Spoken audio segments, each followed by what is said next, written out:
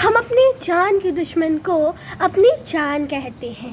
हम अपनी जान की दुश्मन को अपनी जान कहते हैं। मोहब्बत की इसी मिट्टी को हिंदुस्तान कहते हैं, हिंदुस्तान कहते हैं। जो दुनिया में सुनाई दे उसे कहते हैं खामोशी, जो आँखों में दिखाई दे उसे तूफ़ान कहते हैं। जो ये दीवार का सुराख है साहब, जो ये दीवार का सुराख है, चाइना, अमेरिका, पाकिस्तान साजिशों का हिस्सा है, पर हम इसे अपने घर का रोशनदान कहते हैं, अपने घर का रोशनदान कहते हैं। आज़ादी का महत्व वही समझ सकता है जिसने कभी गुलामी की हो। हम सौभाग्यशाली हैं कि हमने स्वतंत्र भारत में जन्म लिया।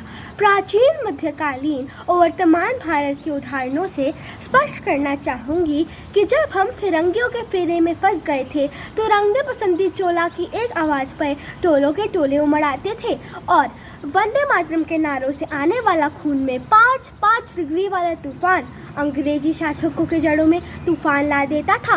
लोग मर जाते थे, मिट जाते थे, फांसी चढ़ जाते थे, तो वह भी अपनी देशभक्ति साबित कर रहे होते थे, क्योंकि यह उस दौर की देशभक्ति की कसौटी थी। उसके बाद 62, 65 और 71 के युद्धों में घर के हालात यह बन जाया करते थे कि प्यार भी भरपूर गया, मांग का सिंदूर गया, नन्ही नौनी हालों की लंगोटियाँ चली गई, छोटी छोटी बेटियों की चोटियाँ चली गई, बाप की कमाई गई, भाई की पढ़ाई गई। ऐसा एक विस्फोट हुआ, पूरे जिस्म की कई बोटियाँ चली गई और आपके लिए तो एक आदमी मरा है साहब। मेरे घर की तो रोटियाँ चली गई, मेरे घर की तो रोटियाँ चली गई वाले हालात पैदा हो जाने के बावजूद एक माँ अपने बेटे को सरहद पे भेज दिया करती थी और पत्र पे लिखा करती थी, अम्मा ने पत्र लिखा है बड़ी ही चाव से, पुत्र मेरे ना घबरा जाना, 1 इंच भी पीछे ना हटना, चाहे इंच इंच कट जाना, चाहे इंच इंच कट जाना।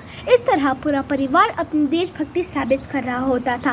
तब देश बलिदान मांगता था, तब देश लड़ जाने को कहता था, तब देश लड़ जाने को, मिट जाने को, फांसी चढ़ जाने को कहता था। किंतु आज देश लड़ जाने को नहीं कहता, आज देश लड़ जाने को, मिट जाने को, फांसी चढ़ जाने को नहीं कहता। किंतु मेरे विचारों से अगर एक व्यक्ति अपना काम पूरी ईमानदारी, मेहनत और लगन से करे ना, तो वही सच्चा देशभक्त है। मैं नहीं मानती कि अपनी व्हाट्सएप और फेसबुक की डीपी को 3 रंग में रंगना ही देशभक्ति है।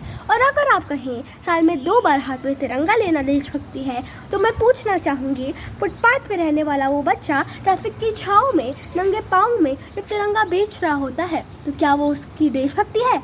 नहीं, यह उसकी देशभक्ति नहीं, यह उसकी पेट की भूख की शक्ति है जो उसको ऐसे करने पे मजबूर करती है।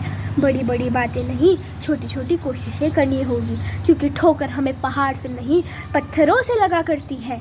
I being an Indian, I being a student, I being a daughter of this motherland feel proud to be an Indian। और मैं सल्यूट करना चाहूँगी सरहद पे खड़े हर उस जवान को, इस देश की पुलिस, प्रशासन और किसान को, और हर उस व्यक्ति को जो अपना काम पूरी ईमानदारी, मेहनत और लगन से करता हो, क्योंकि इनके बिना हमारे देश की कल्पना करना भी असंभव सा लगता है। अंत में तो बस मैं यही कहना चाहूँगी कि मैं